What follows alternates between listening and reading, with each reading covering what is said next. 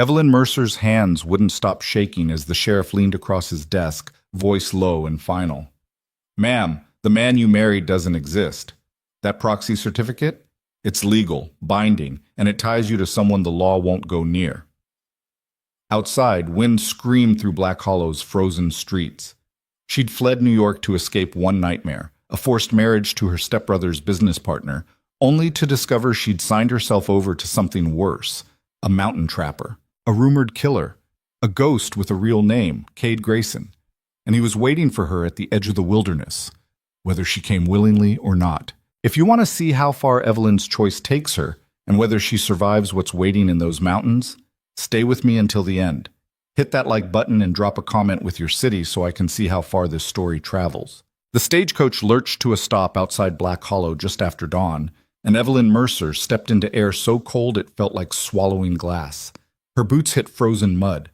She steadied herself against the coach's side, leather gloves gripping the doorframe, and forced herself to look at the town that was supposed to be her salvation. Black Hollow wasn't a town. It was a scar. A single dirt road cutting between wooden buildings that leaned like broken teeth. Smoke rose from chimneys in thin, desperate threads. The saloon's windows were cracked. The general store's sign hung crooked, and everywhere, on porches, in doorways, leaning against hitching posts, men watched her with the kind of silence that made her skin crawl. She wasn't welcome here. She'd known that the moment the driver had gone quiet 50 miles back. "Miss?" The driver's voice came from above, gruff and impatient. "Your trunk!"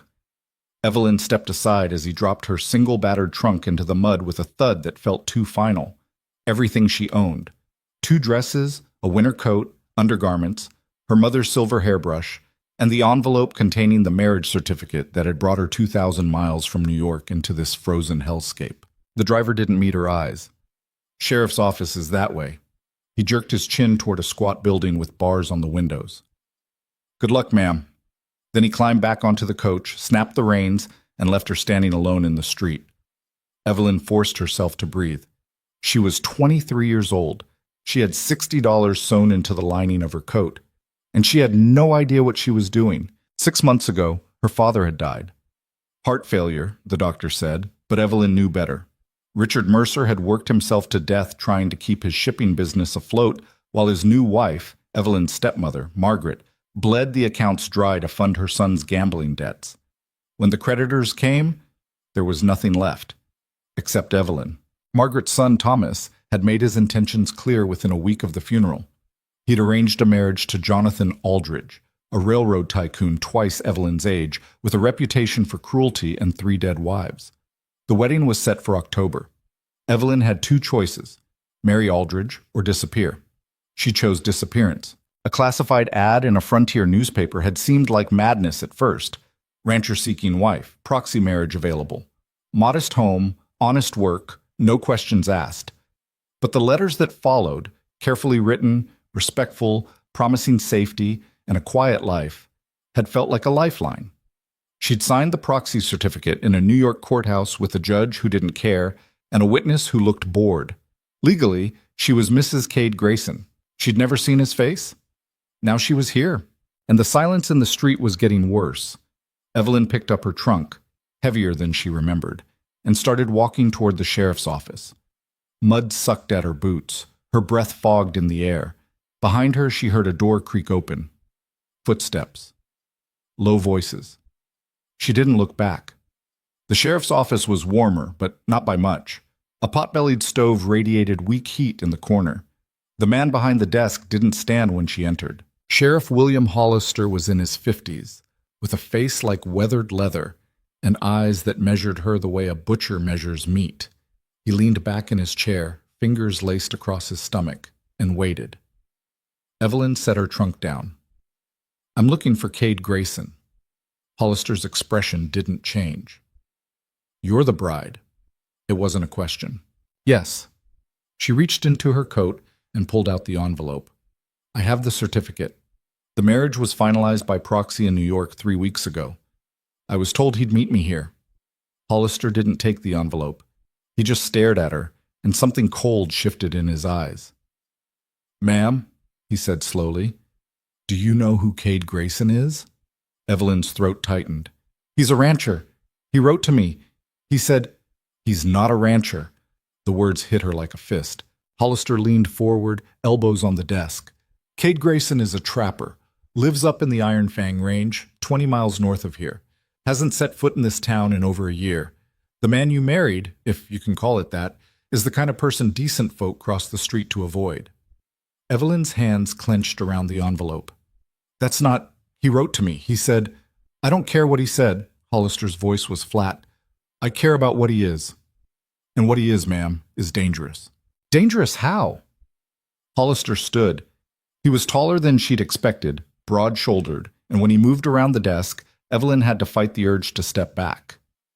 3 years ago, Hollister said, a freight company tried to run a route through the high pass near Grayson's territory.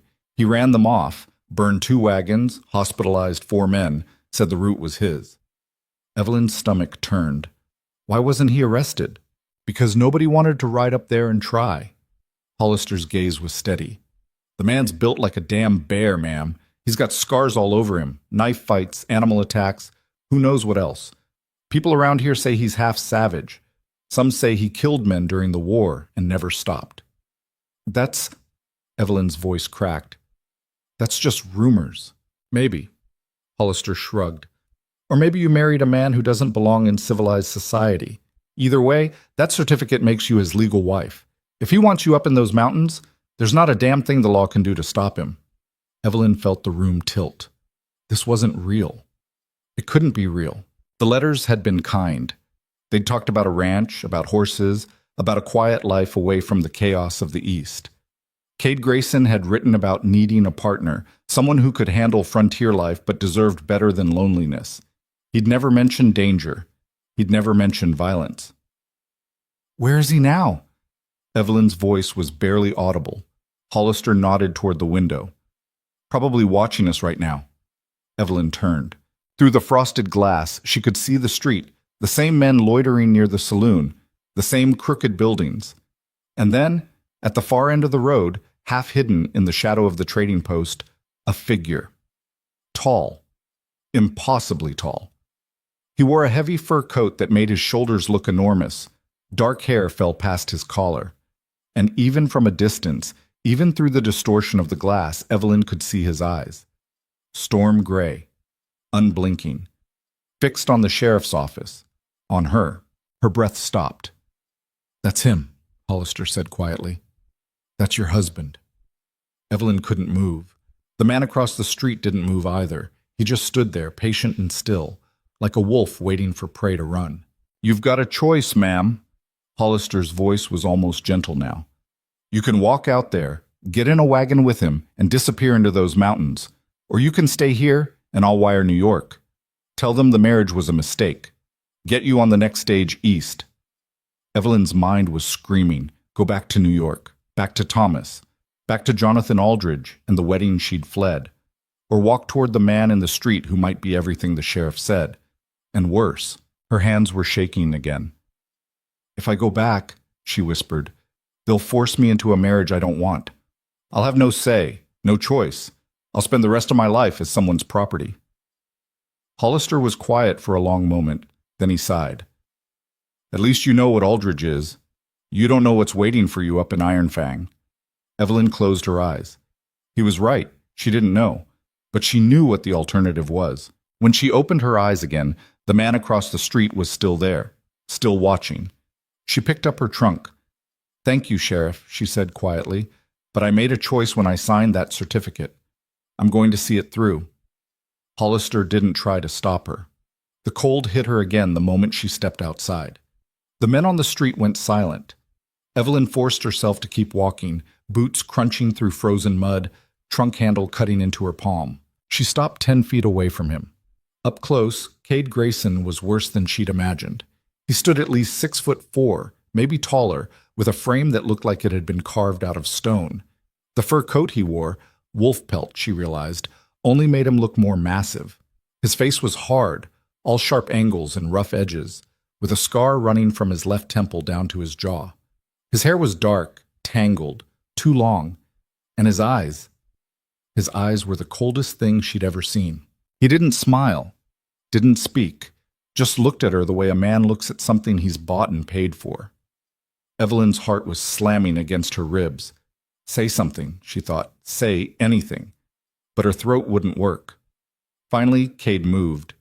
He reached down, picked up her trunk like it weighed nothing, and turned toward a wagon parked at the edge of the street.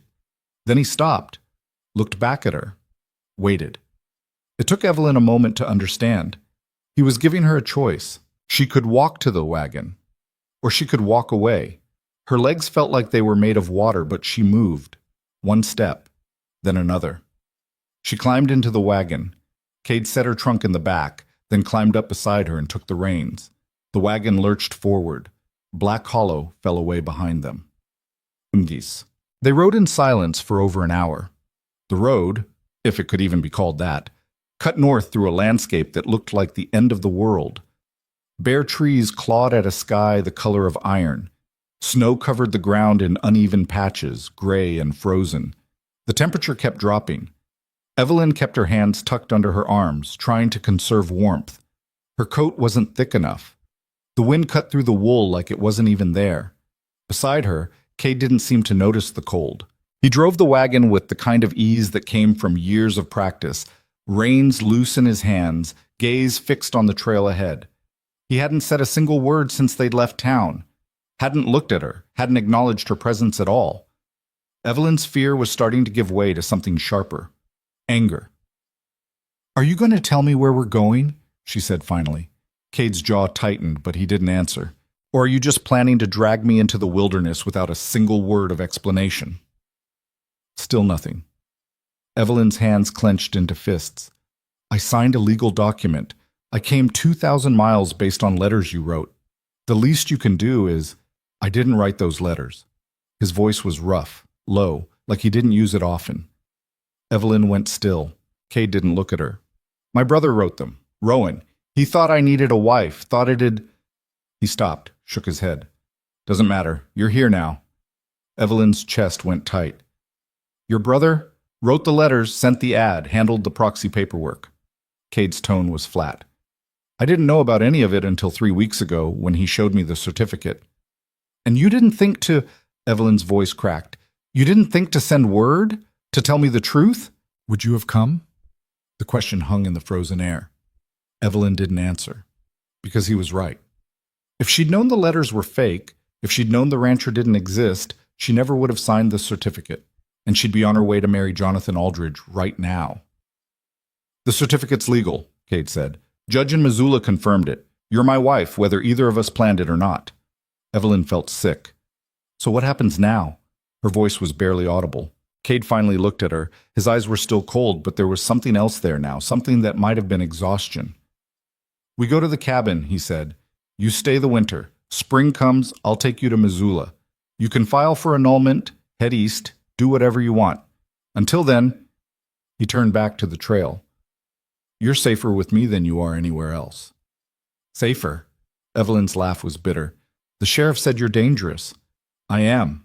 The bluntness of it hit her like a slap. Cade's hands tightened on the reins. "But I've never hurt a woman, and I'm not going to start with you." Evelyn wanted to believe him. She wanted to believe this was all some terrible misunderstanding, that the man beside her wasn't the monster the town whispered about. But the scar on his face told a different story. The way he moved, controlled, deliberate, like violence was always an option, told a different story. She didn't know what to believe. The wagon kept moving. They reached the cabin just before nightfall. It wasn't a cabin, it was a fortress.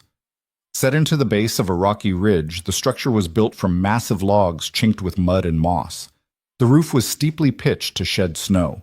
Small windows, too small for a man to climb through, were shuttered tight.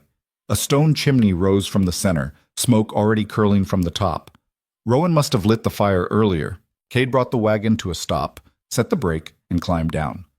He pulled Evelyn's trunk from the back, carried it to the door, and pushed it open with his shoulder. Evelyn stayed where she was. The mountains loomed around her, dark and silent. The trees were so thick she couldn't see more than 20 feet in any direction. The temperature was still dropping. If she ran now, she'd be dead by morning. Cade reappeared in the doorway. He didn't say anything, just waited. Evelyn climbed down from the wagon. Inside, the cabin was warmer, barely. A fire crackled in the stone hearth, casting uneven light across rough wooden walls. There was a table, 2 chairs, a shelf stacked with supplies, and in the corner a bed covered in furs. One bed. Evelyn's stomach dropped. Cade followed her gaze. "You take the bed. I'll sleep on the floor." Evelyn's voice failed her. "There's food in the chest." Cade moved to the hearth, crouched down, and added another log to the fire. "Water's outside, privy's 20 feet north. Don't go farther than that after dark." "Why not?" "Wolves." The word made her skin crawl. Cade straightened. "I'm heading out to check the trap lines. I'll be back before midnight. Bar the door after I leave." "Wait." Evelyn's voice was sharper than she intended. "You're leaving me here alone?" Cade looked at her, and for the first time she saw something almost like regret in his eyes. "You wanted a choice," he said quietly. "This is it. You can stay here, stay warm, stay safe, or you can try to leave. But if you leave, you won't survive the night." Then he turned and walked out. The door closed behind him with a heavy thud. Evelyn stood frozen in the center of the cabin, heart pounding, mind racing. This was insane. She was alone in a stranger's cabin in the middle of the wilderness with no way out and no idea if he was telling the truth about anything. But as the silence stretched and the cold seeped in through the cracks in the walls, Evelyn realized something. She wasn't crying. She wasn't panicking. She was angry. Angry at Rowan for the deception. Angry at Cade for going along with it. Angry at herself for being desperate enough to sign a proxy marriage certificate without asking more questions. But anger was better than fear. Anger kept you moving. Evelyn crossed to the door and slid the heavy wooden bar into place. Then she turned, surveyed the cabin, and started making a plan. Check. Cade didn't come back at midnight.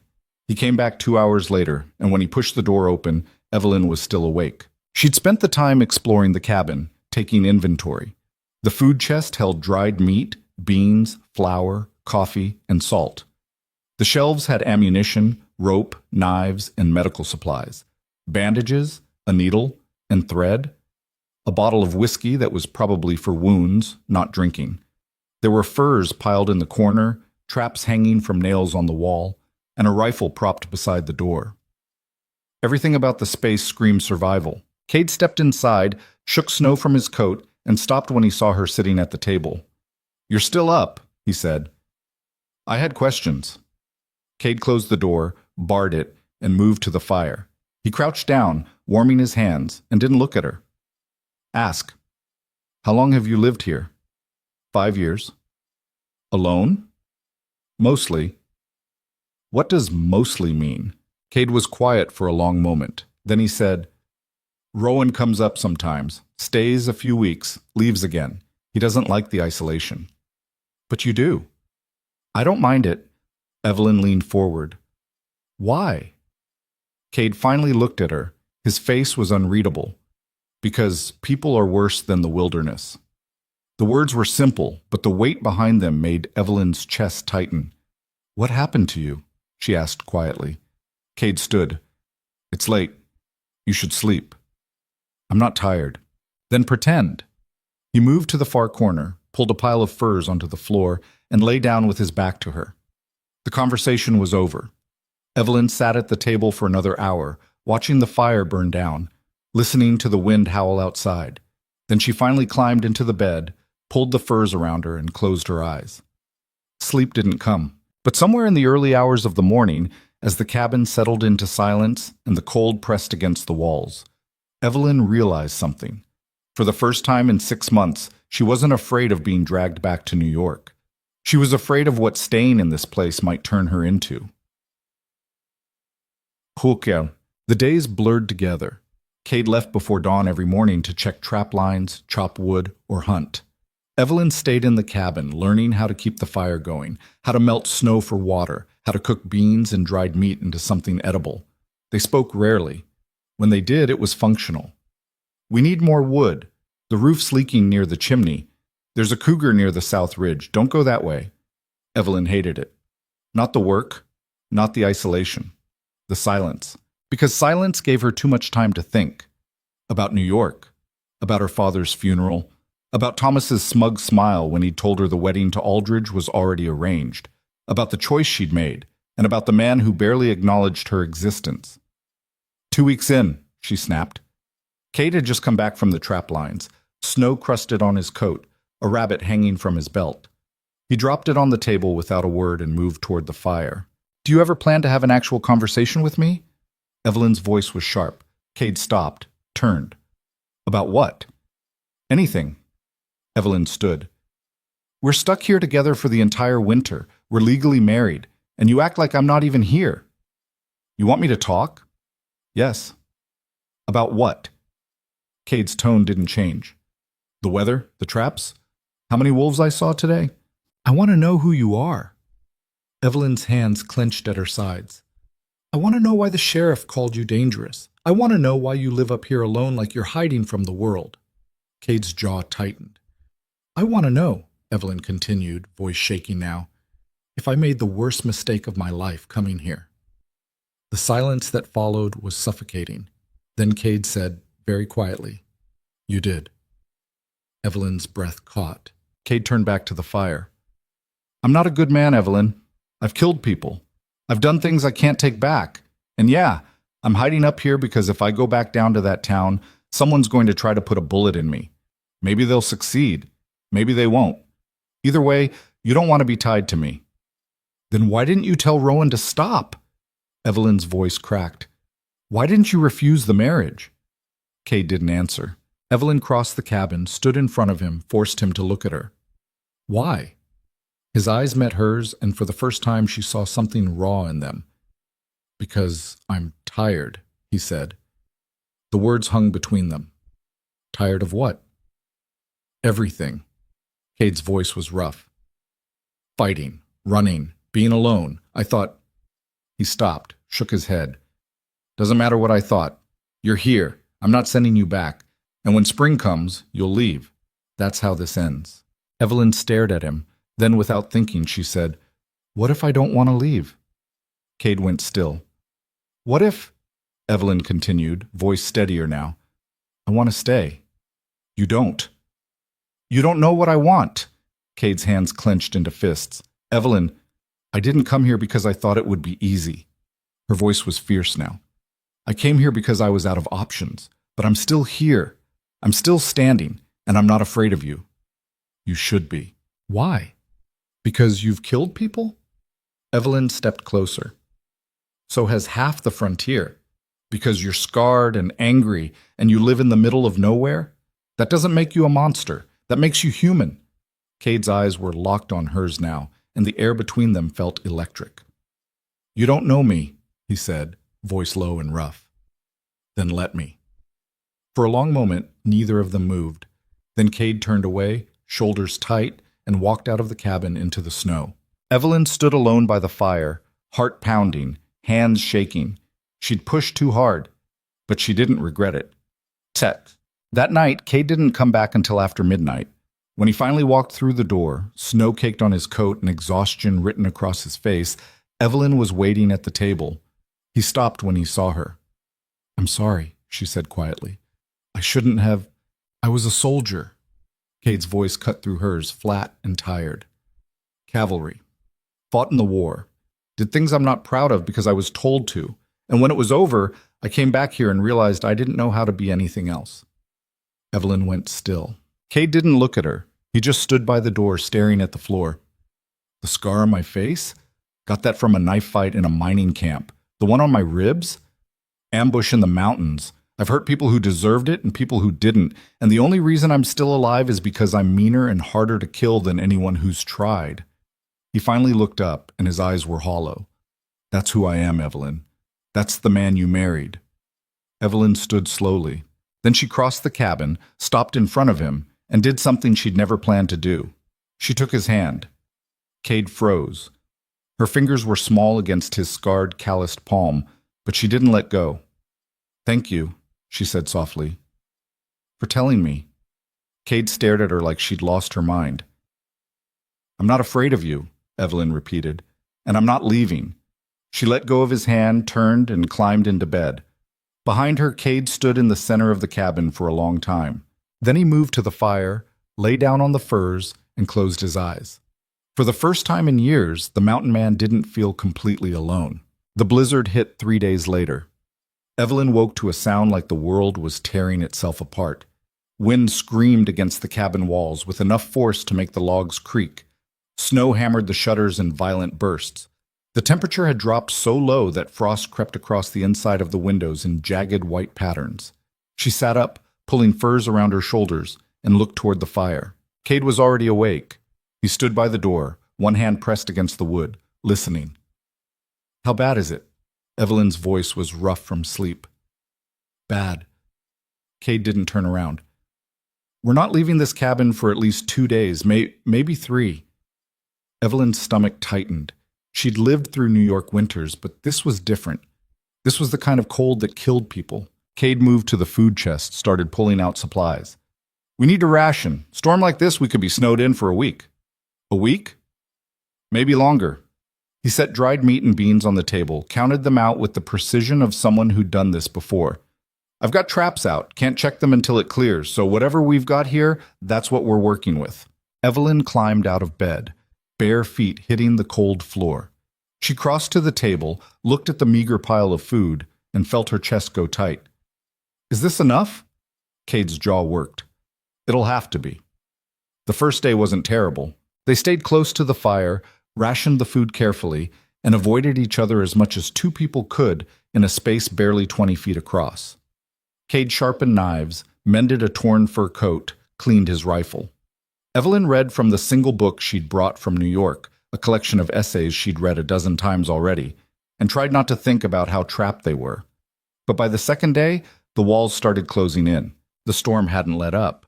If anything, it had gotten worse. Snow piled against the door so high that when Cade forced it open to check, the drift came up to his waist. He'd had to dig them out just to reach the woodpile, and even then the wind was strong enough to knock him sideways. Evelyn watched from the doorway, heart in her throat, as he hauled logs back through the snow. His face was raw from the cold, his hands shaking despite the gloves. When he finally got back inside, he dropped the wood by the hearth and stood there, breathing hard. "You're hurt," Evelyn said. "I'm fine." "Your hands are bleeding." Cade looked down. The gloves had torn. Blood seeped through the leather where the rough bark had cut into his palms. "It's nothing." "It's not nothing." Evelyn grabbed the medical kit from the shelf, brought it to the table. "Sit down." Cade didn't move. "Sit," Evelyn repeated, sharper this time. He sat. Evelyn pulled off his gloves carefully, wincing at the damage. The cuts weren't deep, but they were raw and dirty. She poured whiskey over a cloth, pressed it against his palm.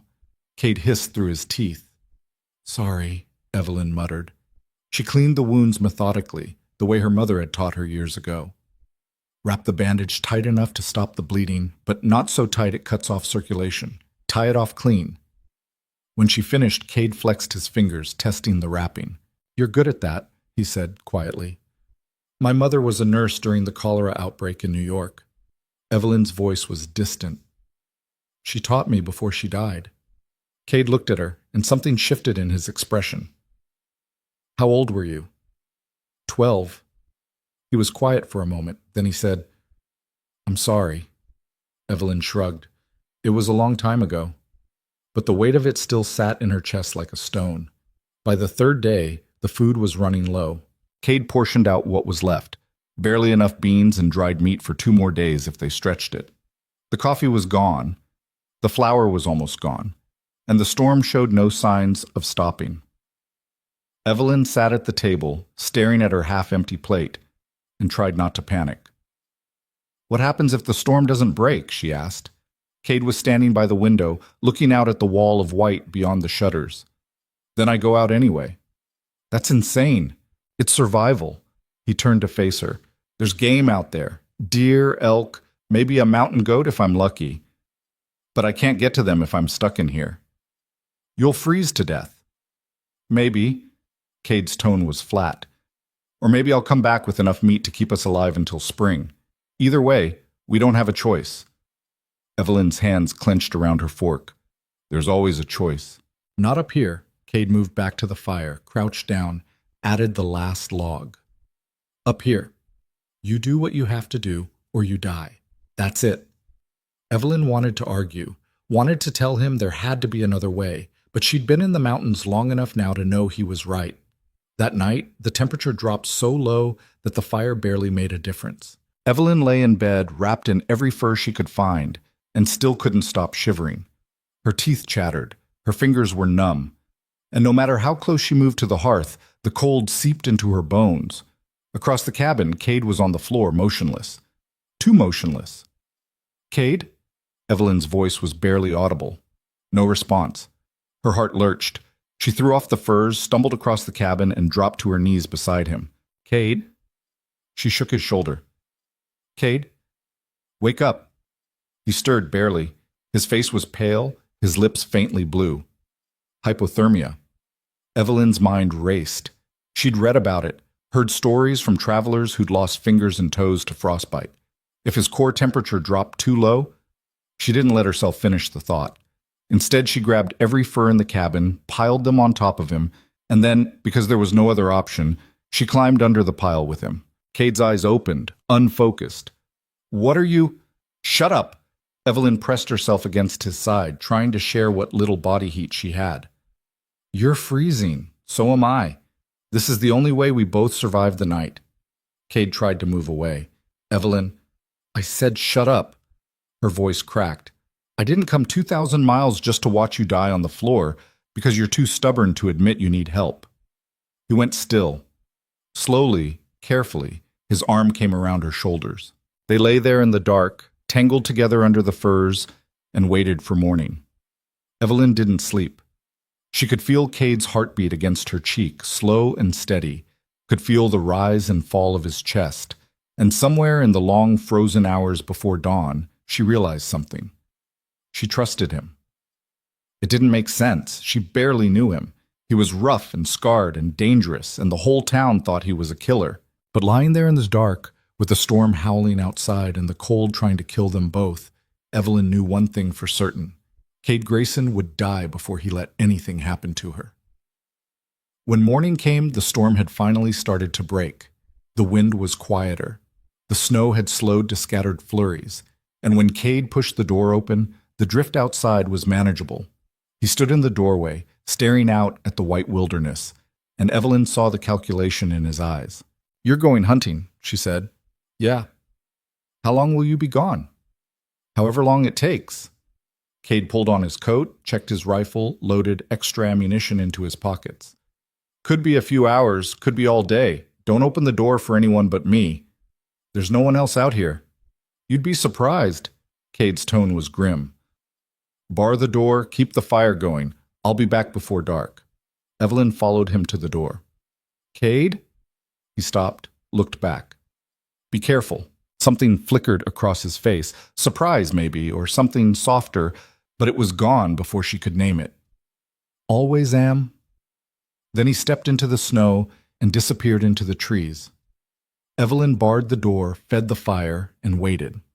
Hours passed. She tried to read, tried to keep busy, but her mind kept circling back to the same thought. What if he doesn't come back? What if something happens out there? A fall, an animal, another storm, and she's stuck here alone with no idea how to survive? She forced herself to breathe. Cade knew these mountains. He'd been living here for 5 years. He'd survived worse than this. He'd come back. He had to. The sun was starting to set when Evelyn heard the sound. Not Cade's footsteps. Something else. A low guttural growl that made every hair on her body stand up. She moved to the window, pressed her face against the gap in the shutters, and looked out. 3 wolves stood at the edge of the clearing. They were massive, bigger than any dog she'd ever seen, with gray fur matted with snow and eyes that gleamed in the fading light. One of them stepped closer to the cabin, sniffing the air. Evelyn's breath stopped. The wolf's head swung toward the door. She backed away from the window, heart slamming, and grabbed the rifle from beside the hearth. Her hands were shaking so badly she almost dropped it. She'd never fired a gun in her life, but she'd watched Cade load it, watched him check the chamber, cock the hammer. She could do this. The wolf outside let out another growl, closer now. Evelyn moved to the door, pressed her back against the wall, and waited. If it tried to get in, If it broke through the shutters or clawed through the wood, she'd fire. She'd have to. The silence stretched. Then suddenly, a gunshot exploded from the trees. The wolves scattered, disappearing into the forest in a blur of gray fur and snapping branches. Evelyn's knees nearly gave out. She set the rifle down with shaking hands, unbarred the door, and threw it open. Cade was crossing the clearing, rifle in one hand, a deer carcass slung over his shoulder. Blood stained the snow behind him. He stopped when he saw her in the doorway. "You okay?" His voice was rough. Evelyn nodded, not trusting herself to speak. Cade's eyes flicked to the rifle on the floor behind her. "You were going to shoot them." "If I had to." He stared at her for a long moment. Then he walked past her into the cabin, dropped the deer by the hearth, and turned to face her. "You did good," he said quietly. Evelyn's chest tightened. "I didn't do anything." "You didn't panic. You armed yourself. You were ready." Cade's gaze was steady. "That's more than most people would have done." Evelyn wanted to argue, but the look in his eyes stopped her. He meant it. That night, they had fresh meat for the first time in days. Cade butchered the deer with the efficiency of someone who'd done it 1,000 times, setting aside cuts for smoking, rendering fat for cooking, saving the hide for tanning. Evelyn watched, trying to memorize the process, and when he handed her a knife and told her to help, she didn't hesitate. Her hands were clumsy at first. She cut too deep in one place, not deep enough in another. But Cade didn't criticize. He just adjusted her grip, showed her the angle, and let her try again. By the time they finished, Evelyn's hands were covered in blood and her arms ached, but there was meat hanging from the rafters and a sense of accomplishment sitting warm in her chest. "You're a fast learner," Cade said as he cleaned his knife. Evelyn looked at her hands. "I didn't have a choice." "You always have a choice." Cade's voice was quiet. "You could have stayed useless, waited for me to do everything. Most people would have." "I'm not most people." Cade's mouth twitched. It wasn't quite a smile, but it was close. "No," he said, "you're not." The weeks that followed fell into a rhythm. Cade taught her how to set snares, how to read animal tracks in the snow, how to shoot the rifle without flinching. Evelyn taught him how to mend clothes properly, how to make coffee stretch further, how to organize the supply shelves so things were easier to find. They still didn't talk much. But the silence between them wasn't uncomfortable anymore.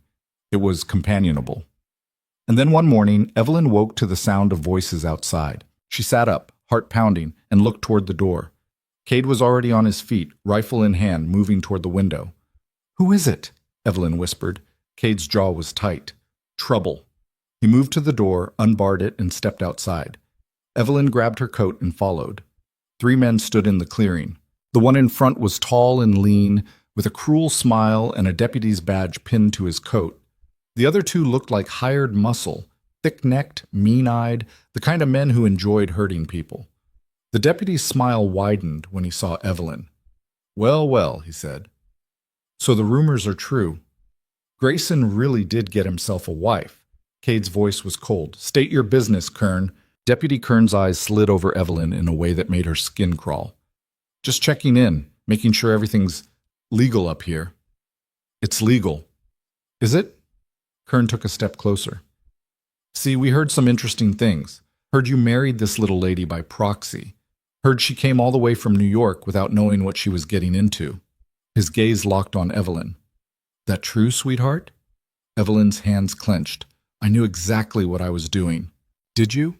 Kern's smile didn't reach his eyes. "Because from where I'm standing, it looks like Grayson here tricked you, dragged you up to his cabin in the middle of nowhere. That's called kidnapping, ma'am, and kidnapping's a crime." "I came willingly." "Sure you did." Kern glanced at one of the men behind him. "What do you think, boys? Think she looks willing?" The men laughed. Cade's rifle shifted, just slightly. Kern noticed. His hand dropped to the gun at his hip. "Easy now, Grayson. We're just having a conversation." "Conversation's over." Cade's voice was quiet, but there was steel in it. "Get off my land." Kern's smile faded. "Your land? You don't own this mountain." "I do now." Cade took a step forward. "And if you're still standing here in 10 seconds, I'm going to make you regret it." For a moment, nobody moved.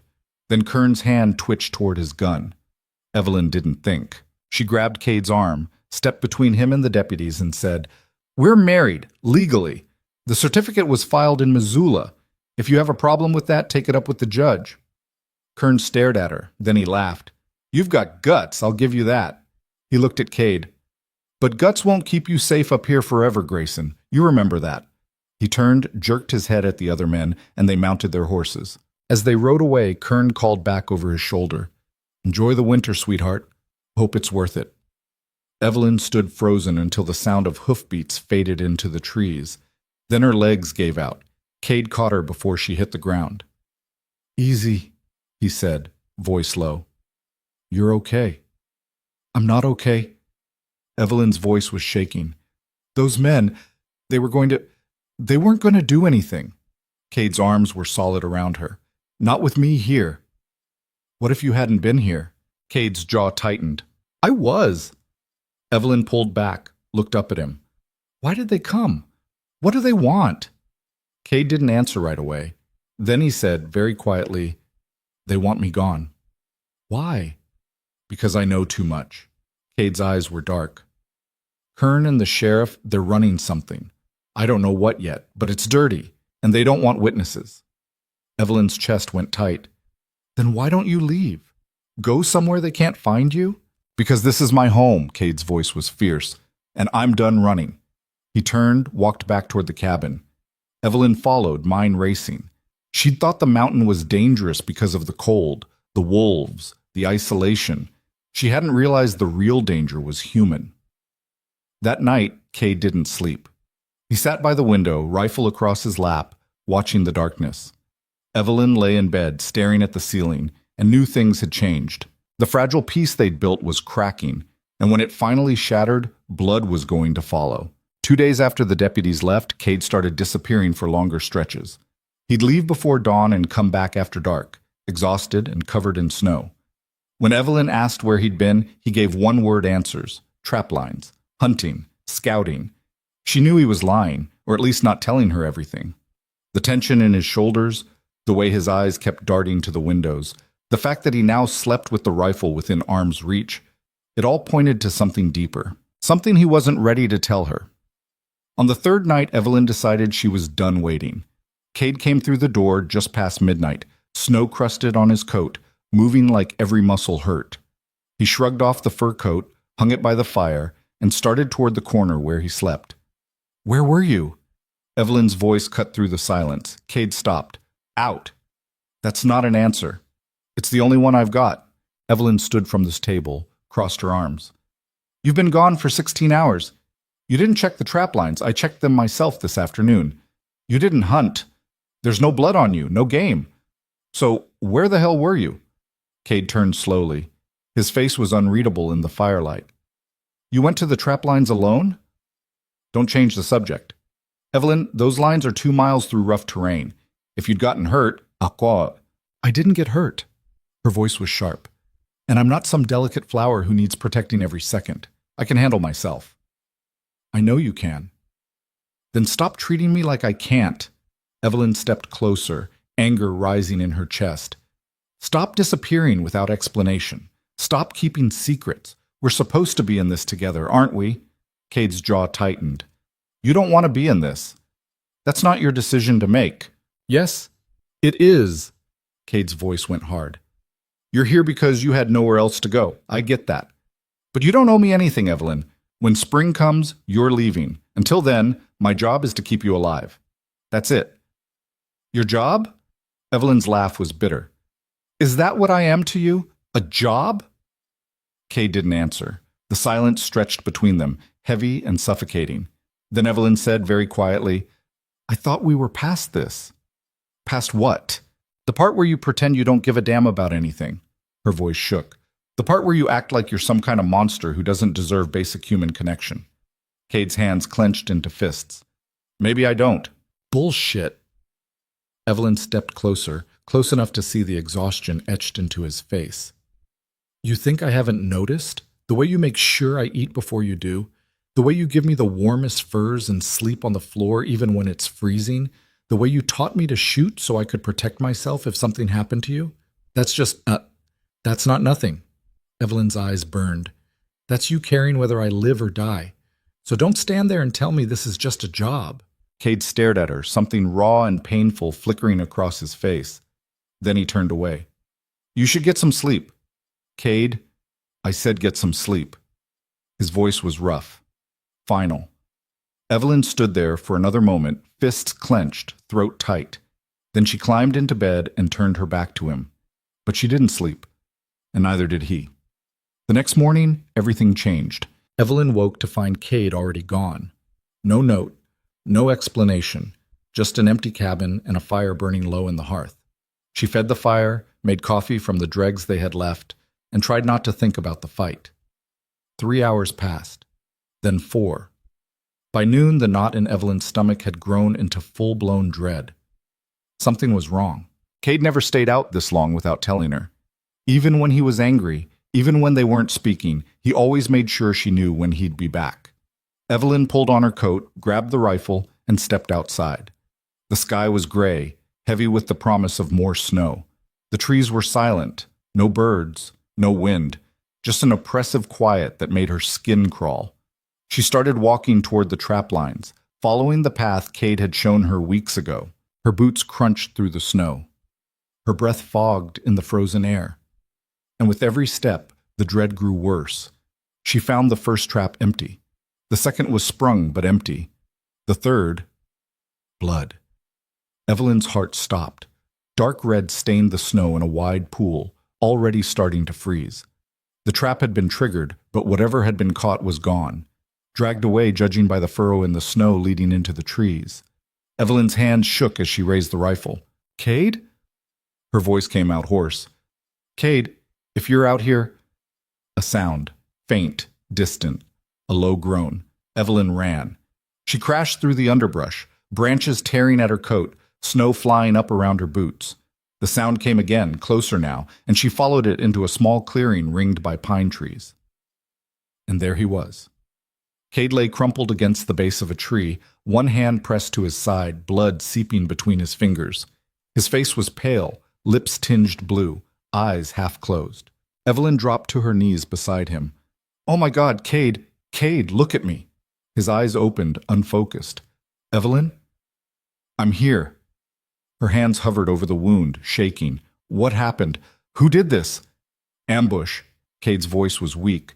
2 men, waiting near the ridge, didn't see them until... He broke off, coughing. Blood flecked his lips. Evelyn's mind raced. She had to get him back to the cabin, had to stop the bleeding, had to... Can you stand? Cade tried, got halfway up before his legs gave out. Evelyn caught him, staggered under his weight. He was too heavy, too tall. But she locked her knees, got her shoulder under his arm, and started dragging him back toward the cabin. It took forever. Every few feet, Cade's weight would shift and she'd nearly collapse. His breathing grew more labored. Blood soaked through his shirt, dripped onto the snow, left a trail behind them. Evelyn's arms screamed, her back felt like it was breaking, but she didn't stop, she couldn't stop. By the time they reached the cabin, her vision was blurring and her legs were shaking so badly she could barely stand. She kicked the door open, hauled Cade inside, and lowered him onto the furs by the fire. His eyes were closed, his breathing was shallow. Cade? Evelyn's voice cracked. Stay with me, do you hear me? Stay with me!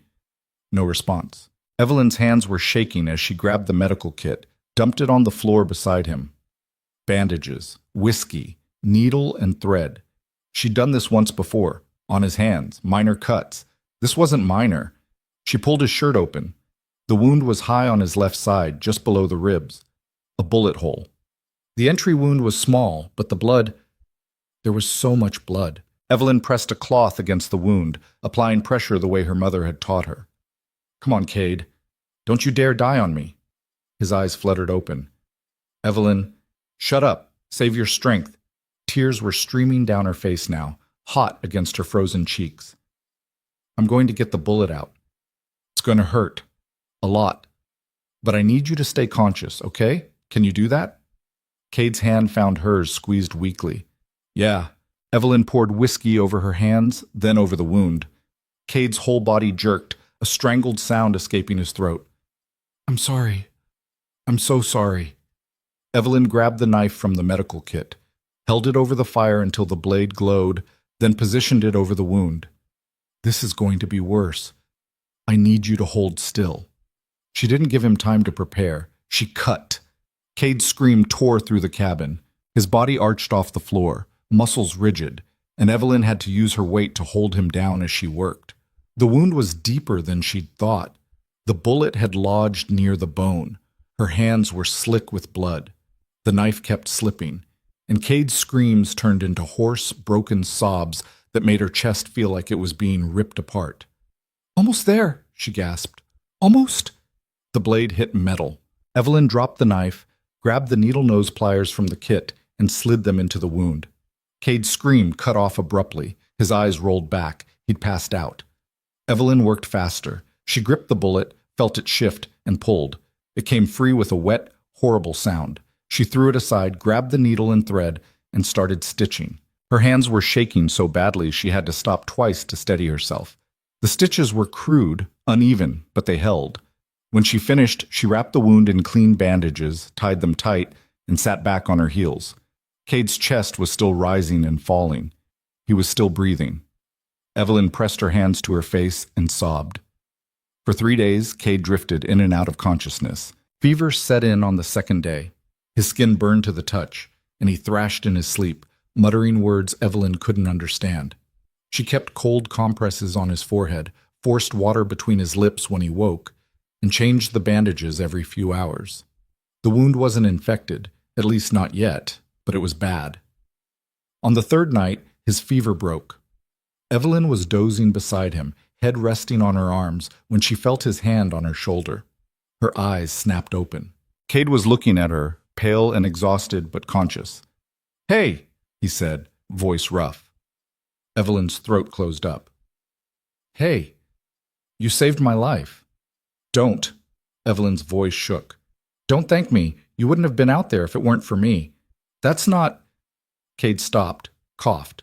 Pain flickered across his face. "That's not true." "Then why were you out there?" Evelyn's eyes burned. "Why were you gone for so long? What were you doing?" Cade was quiet for a long moment. Then he said, "I was looking for Rowan." Evelyn went still. "Your brother?" "He's in trouble."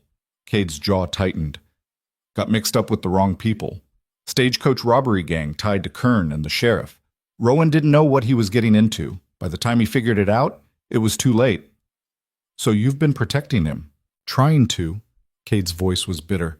"The gang's been using him as a scapegoat. Every job they pull, they make sure Rowan's name gets attached to it. That way, if the law comes sniffing around, he takes the fall." Evelyn's chest tightened. "And you let people think you were the outlaw." Cade didn't answer, but the silence was answer enough.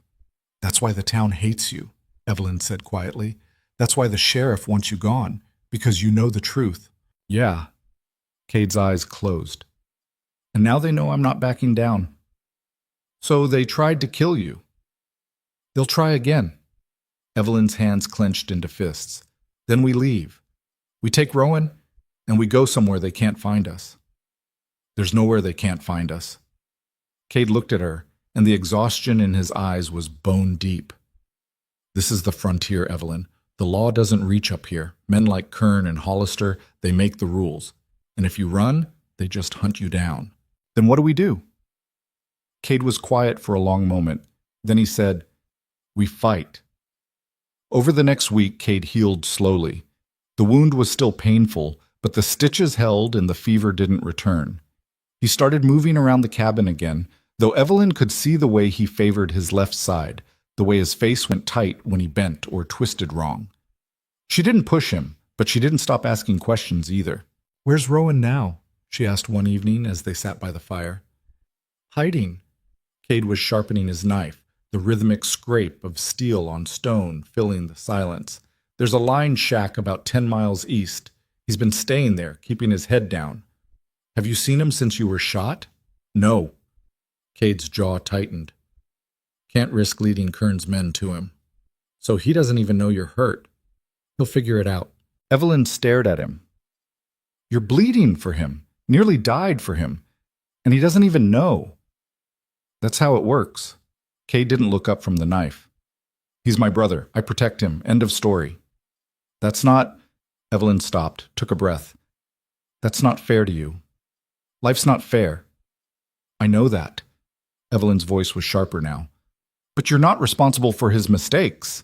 Yes, I am. Cade's eyes finally met hers, and there was something fierce in them. He's 22 years old. He's stupid and reckless, and he doesn't think before he acts. But he's still my brother, and I'm all he's got. Evelyn wanted to argue, wanted to tell him that Rowan needed to face the consequences of his choices, but she understood. Because if she'd had a sibling, if she'd had anyone left in the world who mattered, she would have done the same thing. Okay, she said quietly. So what's the plan? Cade set the knife down. We need proof, something that ties Kern and Hollister to the robberies, something solid enough that the federal marshals can't ignore it. Where do we get proof? Rowan says there's a ledger. Hollister keeps it in his office. Records, every job, every cut, every payoff. Cade's voice was grim. If we can get that ledger, we can bring the whole operation down. And if we can't, then Rowan hangs and I probably hang with him. The words hung in the air, cold and final. Evelyn's chest tightened. Then we get the ledger. Cade looked at her. We? You think I'm letting you do this alone? Evelyn's voice was fierce. You can barely stand without wincing. You need help. Evelyn, don't. She leaned forward. Don't tell me it's too dangerous. Don't tell me I should stay here where it's safe. I'm done being protected. I'm done sitting on the sidelines. Cade stared at her for a long moment. Then slowly, he nodded. Okay. Okay? Yeah. A ghost of a smile touched his lips. You're right. I need help. And you're the only person I trust. Evelyn's throat went tight. Trust. He trusted her. So what do we do? She asked. Cade picked up the knife again, tested the edge with his thumb. We get Rowan. We make a plan. And then we go to war. They left for the line shack 2 days later. The journey was brutal. The wound in Cade's side slowed him down, and the terrain was rough. Steep climbs, narrow trails, patches of ice that sent them sliding. Evelyn carried the rifle and most of the supplies, and by the time they reached the shack, her shoulders were screaming. The shack was barely standing. Logs rotting at the base, roof sagging in the middle, door hanging crooked on its hinges. But smoke rose from the chimney, and when Cade pushed the door open, a young man jumped to his feet, gun already in hand. Easy, Cade said. It's me. Rowan Grayson looked like a younger, less weathered version of his brother. Same dark hair, same gray eyes, but where Cade's face was hard and scarred, Rowan's was open and boyish. He couldn't have been older than 23. Jesus Christ, Cade. Rowan lowered the gun, eyes widening as he took in his brother's condition. What the hell happened to you? Kern's men ambushed me. Cade moved to the fire, lowered himself carefully onto a stool. Shot me near the ridge. And you're just now telling me? Rowan's voice rose. You could have died out there. I didn't. Cade's tone was flat. Evelyn patched me up.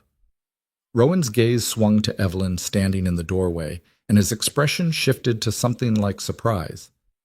You're the bride. Evelyn's jaw tightened. I'm Evelyn. Right, sorry. Rowan ran a hand through his hair. I didn't think you'd actually stay. Why wouldn't I? Because most people run when they find out what Cade really is. Rowan's smile was bitter. Guess you're not most people. Evelyn glanced at Cade, saw the tension in his shoulders, and turned back to Rowan. No, I'm not. Rowan studied her for a moment, then nodded. Good. We're going to need all the help we can get. Cade leaned forward, elbows on his knees. Tell me about the ledger. Rowan's expression darkened. Hollister keeps it in his office. Locked drawer, bottom left of his desk. He updates it after every job. How do you know? Because I saw him do it. Rowan's voice was tight. After the billing stage got hit, he called me into his office. Told me if I didn't keep my mouth shut, he'd make sure my name was the only one the marshals heard. Then he opened the drawer, wrote something down, and locked it again. Cade's jaw clenched. And you didn't think to mention this before? I was scared, okay? Rowan's voice cracked. These people don't play games, Cade. They've killed before. They'll kill again. Which is why we need that ledger. Cade stood, wincing. It's the only way to prove what they've been doing. So what's the plan? Rowan asked. Cade looked at Evelyn, then at his brother. We go to Black Hollow, we get the ledger, and we make sure Hollister and Kern can't hurt anyone ever again. That's suicide, Rowan said flatly. Maybe. Cade's eyes were hard. But it's the only option we've got. The plan was simple. Rowan would create a distraction, start a fight at the saloon, draw Kern and his deputies out of the sheriff's office. Cade and Evelyn would slip in through the back, grab the ledger, and get out before anyone noticed. Simple. Except nothing about it felt simple. They rode into Black Hollow just after sunset, when the streets were busy enough to provide cover but not so crowded they'd stand out. Evelyn kept her head down, hat pulled low, rifle hidden under her coat. Cade rode beside her, face grim, hand resting on his revolver. You remember the plan? He said quietly. In and out, no heroics. Evelyn's voice was steady, but her heart was pounding. I remember. If something goes wrong, nothing's going to go wrong. Cade looked at her, and for a moment she saw the fear in his eyes. Not fear for himself, fear for her. If it does, he said quietly, you run. You hear me? You don't wait for me. You don't try to help. You run, and you don't look back. Evelyn wanted to argue, but the look on his face stopped her. Okay, she whispered. They tied the horses behind the general store and moved through the shadows toward the sheriff's office. Inside the saloon, Rowan's voice rose, loud and angry. Glass shattered. Men shouted. The distraction had started. Cade tested the back door of the sheriff's office. Locked. He pulled a thin piece of metal from his pocket, worked it into the lock, and after a few tense seconds, the mechanism clicked. The door swung open. Evelyn followed him inside, heart in her throat. The office was dark, lit only by the faint glow of a lamp on the desk.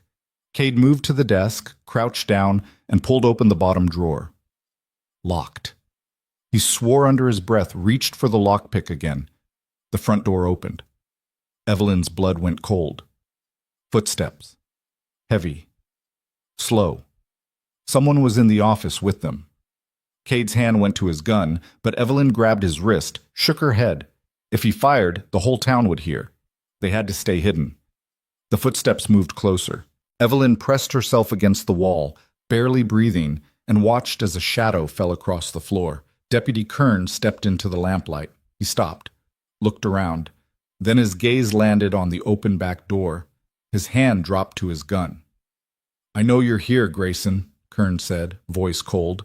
Come out, and maybe I won't kill you where you stand. Cade didn't move. Kern's eyes narrowed. Fine, have it your way. He drew his gun, and Evelyn stepped out from behind the desk, rifle raised. Drop it, she said. Kern's eyes widened, then he laughed. You've got to be kidding me. I'm not.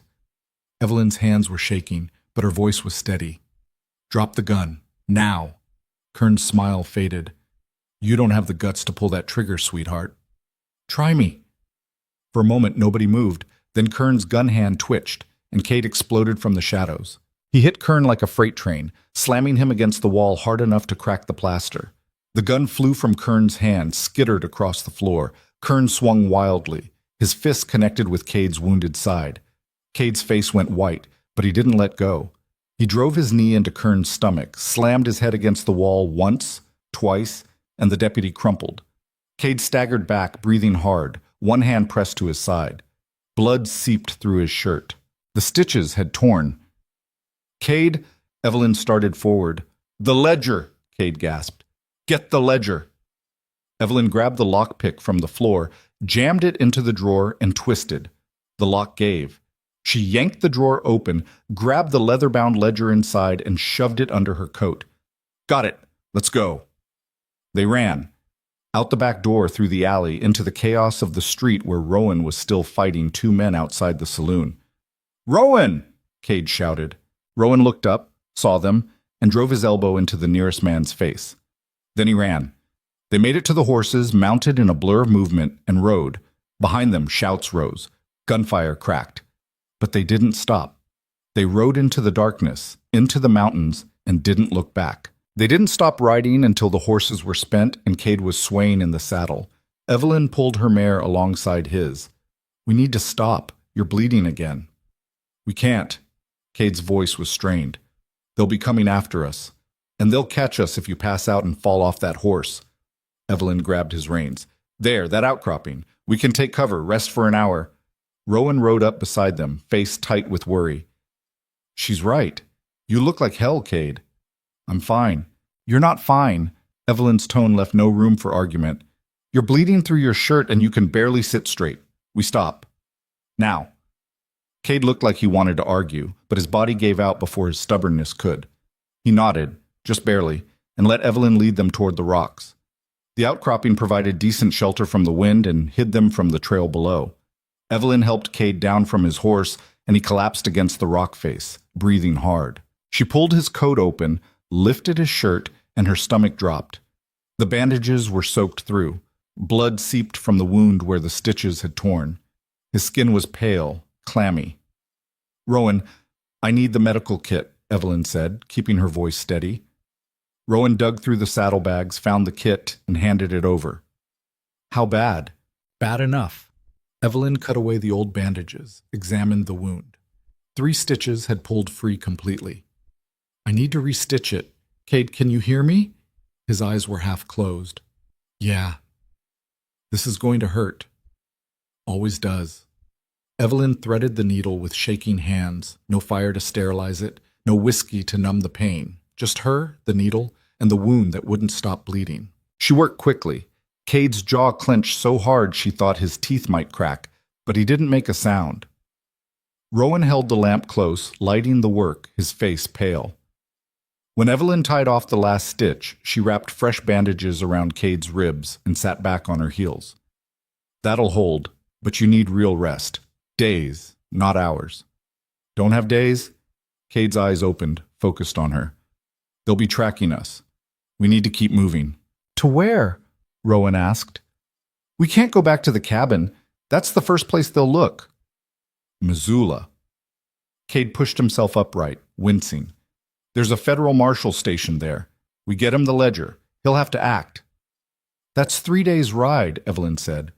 In your condition, I'll make it. Cade, I said I'll make it. His voice was hard, final. We don't have a choice, Evelyn. Either we get that ledger to Missoula, or everything we just did was for nothing. Evelyn wanted to scream at him, wanted to tell him he was being reckless and stupid and he was going to get himself killed. But she could see it in his eyes. He knew the risks. He was taking them anyway. Because this wasn't just about clearing his name anymore. This was about Rowan. About stopping Hollister and Kern before they destroyed anyone else. Fine, Evelyn said quietly, but we do this smart. We rest here until first light, then we move. And if you start bleeding again, I won't. If you do, we stop. No arguments. Cade held her gaze for a long moment, then he nodded. Evelyn stood, moved to where Rowan was tending the horses, and tried to ignore the fear clawing at her chest. Rowan glanced at her. He's always been like this, you know. Like what? Stubborn, reckless, willing to die for people who don't deserve it. Rowan's smile was bitter. I keep telling him to let me fix my own messes, but he won't listen. He loves you, Evelyn said simply. That's not something you can talk someone out of. Rowan was quiet for a moment. Then he said, he loves you too. Evelyn's breath caught. He hasn't said it, Rowan continued, but I can see it, the way he looks at you, the way he talks about you when you're not around. He met her eyes. My brother doesn't let people in. Ever. But he let you in. Evelyn's throat went tight. I don't know what I'm doing, Rowan. I came here thinking I was escaping one nightmare, and I walked straight into another, and now I'm in so deep I can't see a way out.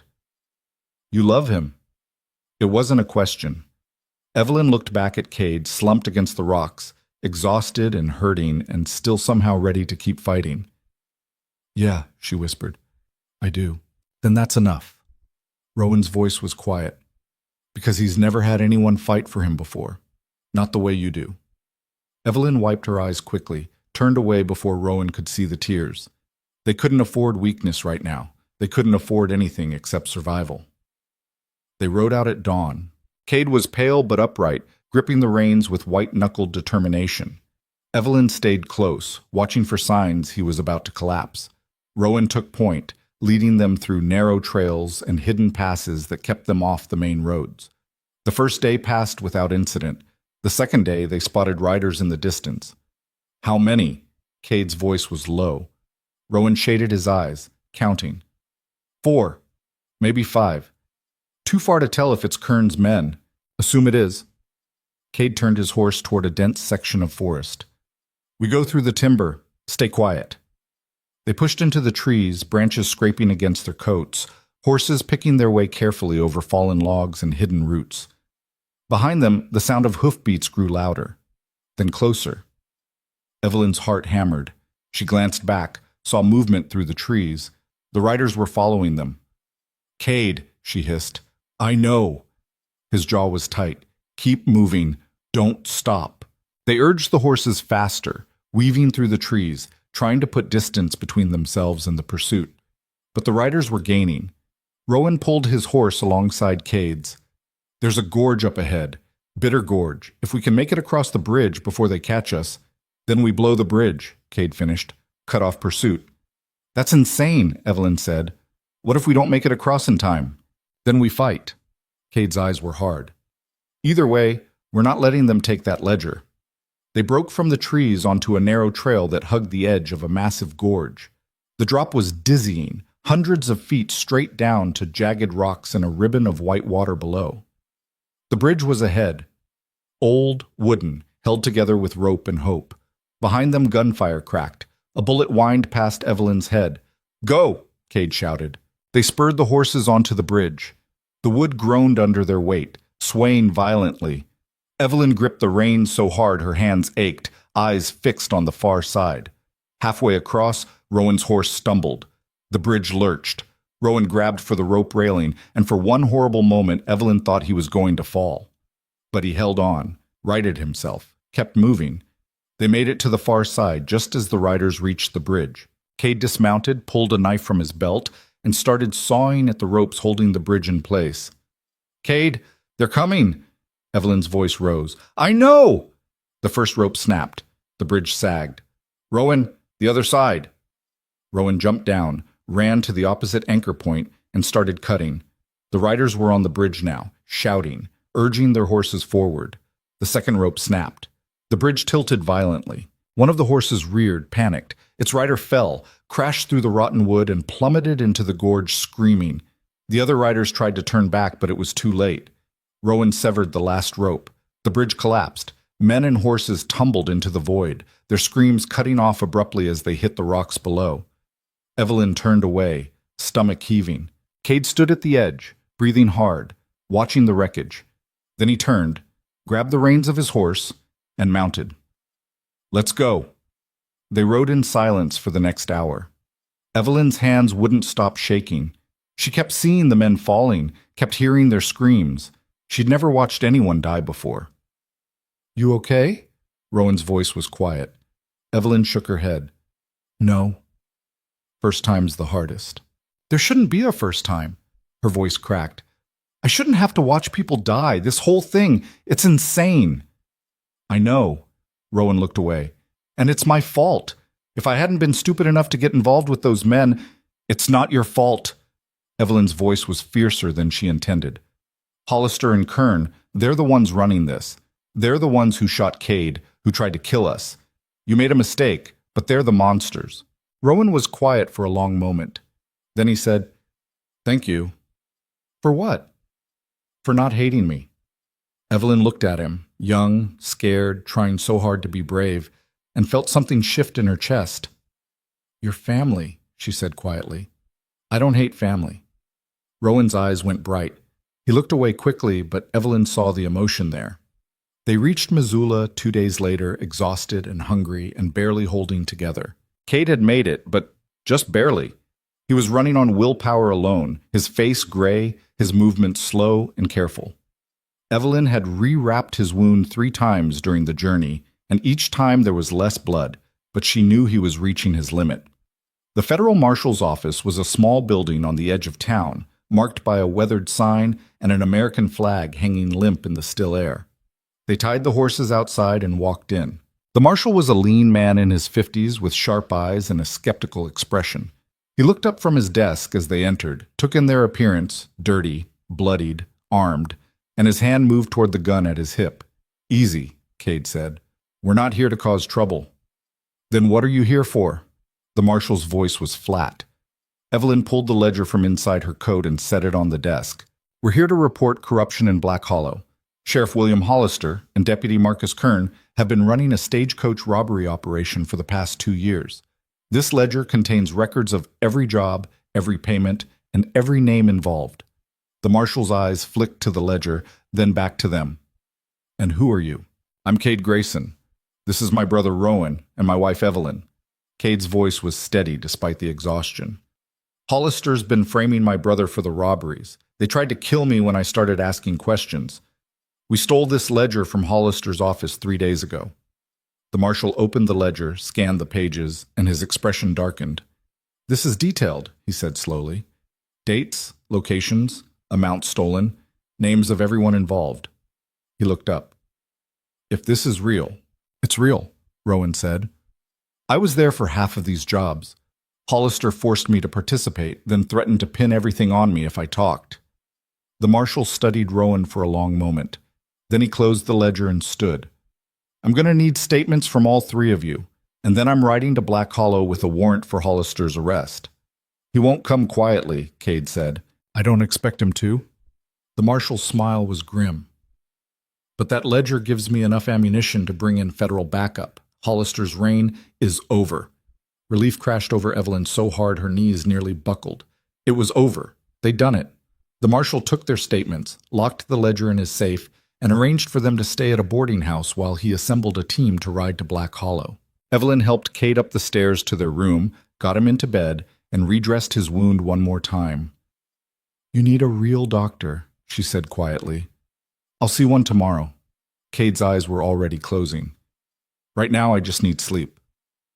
Evelyn sat on the edge of the bed, watching him. His breathing evened out. The tension in his face eased. For the first time in weeks, he looked peaceful. She reached out, brushed a strand of hair from his forehead, and whispered, I love you. Cade's eyes opened. Evelyn froze. You weren't supposed to hear that, she said quickly. Cade's hand found hers, squeezed gently. I love you too. Evelyn's breath caught. You don't have to. I'm not saying it because I have to. Cade's voice was rough, but certain. I'm saying it because it's true. You saved my life, Evelyn, more than once. And somewhere along the way, you became the only thing that matters. Tears burned Evelyn's eyes.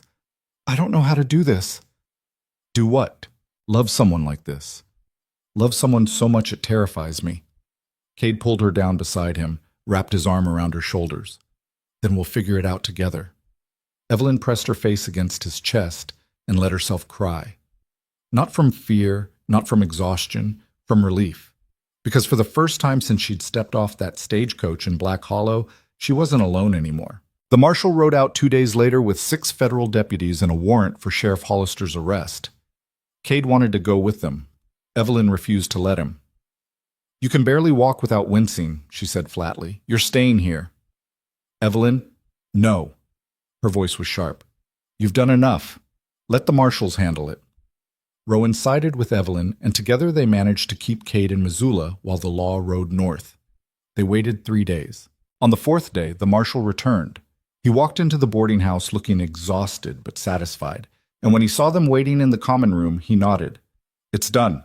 Hollister and Kern are in custody. We arrested 6 others tied to the operation. The rest scattered, but we'll track them down. What about the charges against Rowan? Cade asked. Dropped. The marshal pulled a document from his coat. Based on his cooperation and the evidence in the ledger, the territorial judge signed a full pardon. Rowan Grayson is a free man. Rowan's face went white. Then he laughed, a choked, disbelieving sound. I'm free? You're free. Evelyn grabbed Rowan's hand, squeezed hard, and he squeezed back. The marshal turned to Cade. There's something else. Hollister tried to make a deal. Said if we let him go, he'd give us information about you. Cade's expression didn't change. What kind of information? Said you killed 2 men in a mining camp 5 years ago. Said there's still a warrant out for your arrest. Evelyn's stomach dropped, but the marshal shook his head. I looked into it. Those men were wanted for murder. You killed them in self-defense. The warrant was issued by a corrupt judge who's since been removed from office. As far as the federal government is concerned, you're clean. Cade exhaled slowly. So it's over. It's over. The marshal extended his hand. You did a good thing, bringing us that ledger. This territory is a little safer because of you. Cade shook his hand. Thank you. The marshal tipped his hat to Evelyn, nodded to Rowan, and left. The three of them stood in the common room, silent. Then Rowan said, I need a drink. Cade laughed, actually laughed, and clapped his brother on the shoulder. Yeah, me too. They found a quiet saloon on the edge of town and ordered whiskey. Evelyn didn't drink, someone needed to stay sober in case Cade reopened his wound, but she sat with them, listening as they talked. Really talked, for the first time since she'd met them. Rowan told stories about growing up with Cade, about the trouble they'd gotten into as kids, about their parents who died when Rowan was 12. Cade told stories about the war, about the mountains, about the first winter he'd spent alone in the cabin thinking he'd lose his mind from the silence. And Evelyn told them about New York, about her father, her stepmother, the life she'd left behind. By the time they left the saloon, the sun was setting, and Evelyn felt lighter than she had in months. That night, Cade pulled her aside in the hallway of the boarding house. I need to ask you something, he said. Evelyn's heart skipped. Okay. When we got married, the proxy marriage, it wasn't real, not really. You didn't choose me. You chose survival. Cade, let me finish. His eyes were serious. I want to give you a choice now. A real one. You can walk away. Go back east, start over, live whatever life you want. Or, he took a breath. Or you can stay. Marry me for real. Build a life here. With me. Evelyn stared at him. Then she laughed. Cade's face fell. That's not the reaction I was hoping for. I'm not laughing at you. Evelyn stepped closer, took his hands. I'm laughing because you think I'd ever choose to leave. You might, once you have had time to think about what staying means. I know what it means. Evelyn's voice was fierce. It means winters in the mountains. It means hard work and danger and never knowing what's coming next. It means being with a man who's stubborn and reckless and doesn't know how to ask for help. And I don't care. Because it also means being with the only person who's ever made me feel like I matter. Cade's throat worked. Evelyn, I'm staying, Cade. Not because I don't have other options, but because I don't want other options. I want you. Cade pulled her into his arms, buried his face in her hair, and held on like he was afraid she'd disappear. Marry me, he whispered, for real this time. Yes.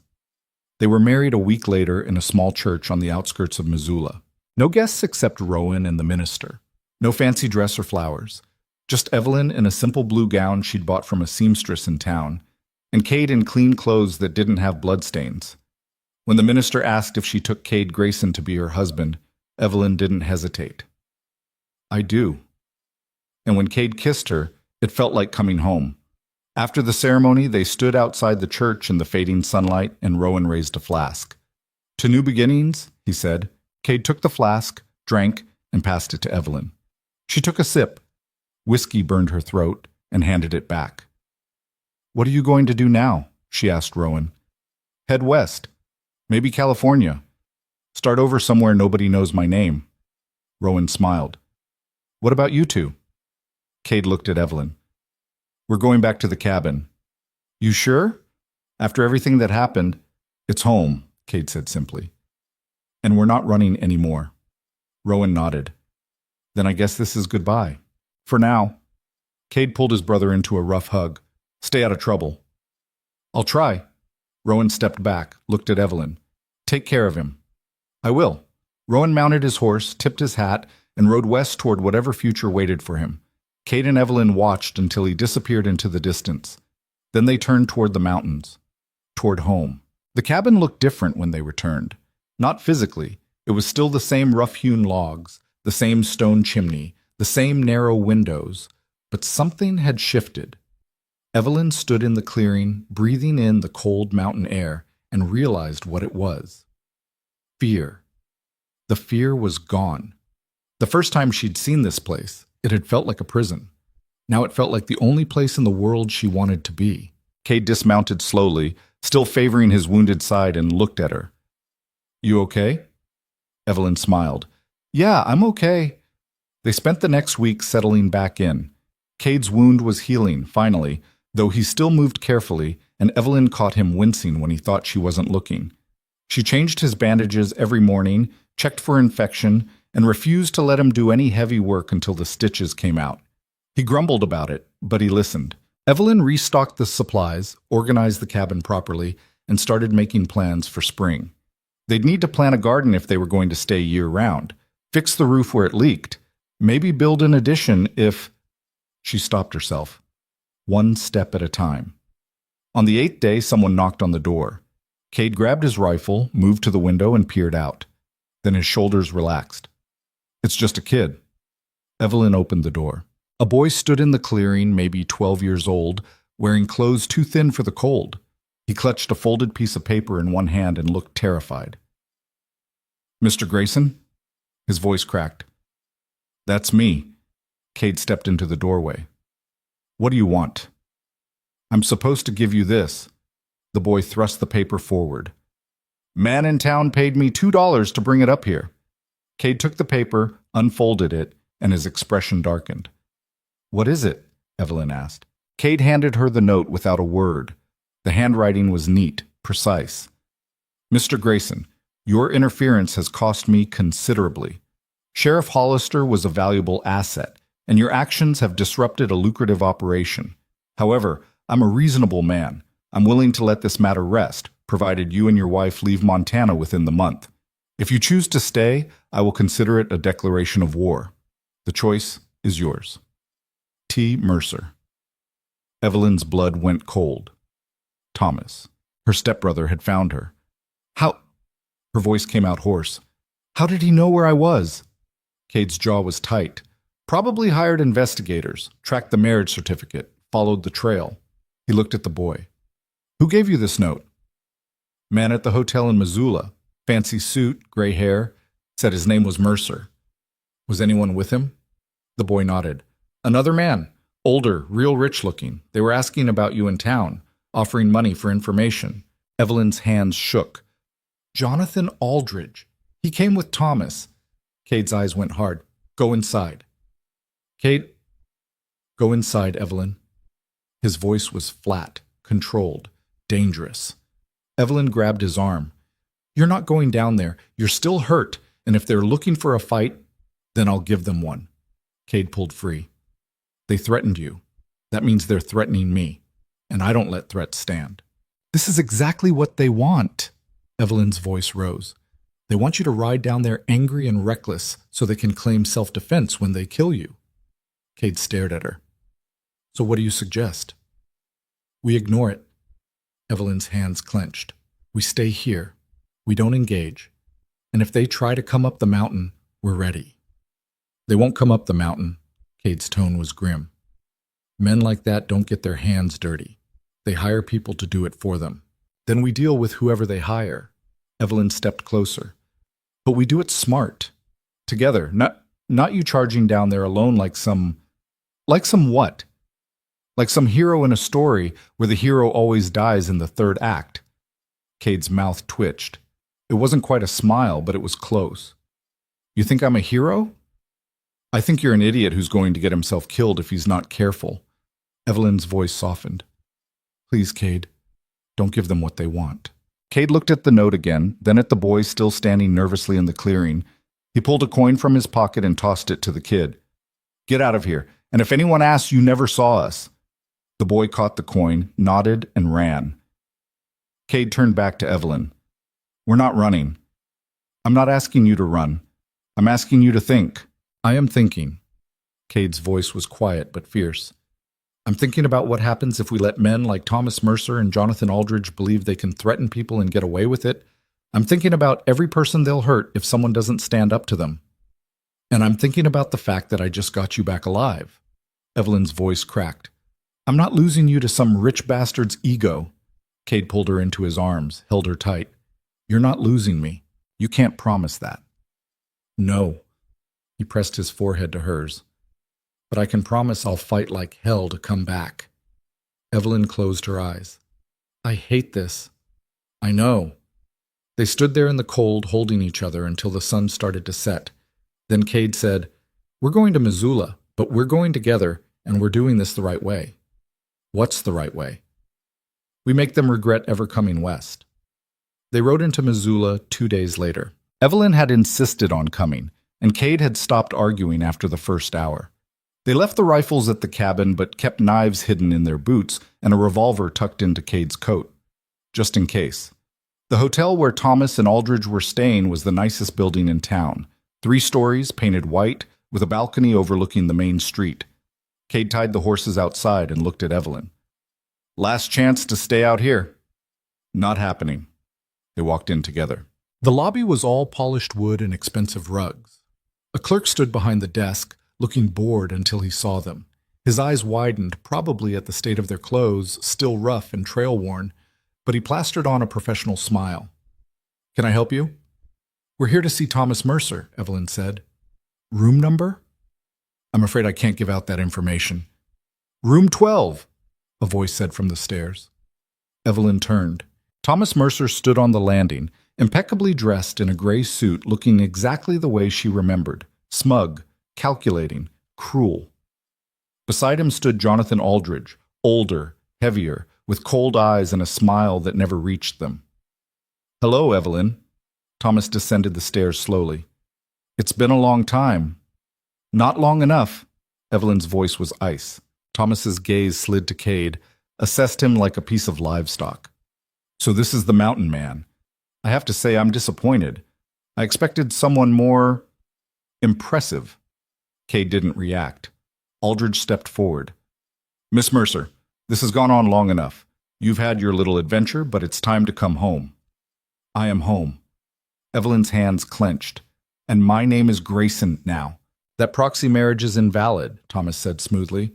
"I've already contacted my lawyers. We can have it annulled within the week." "It's not invalid. We were married again, legally, in front of witnesses."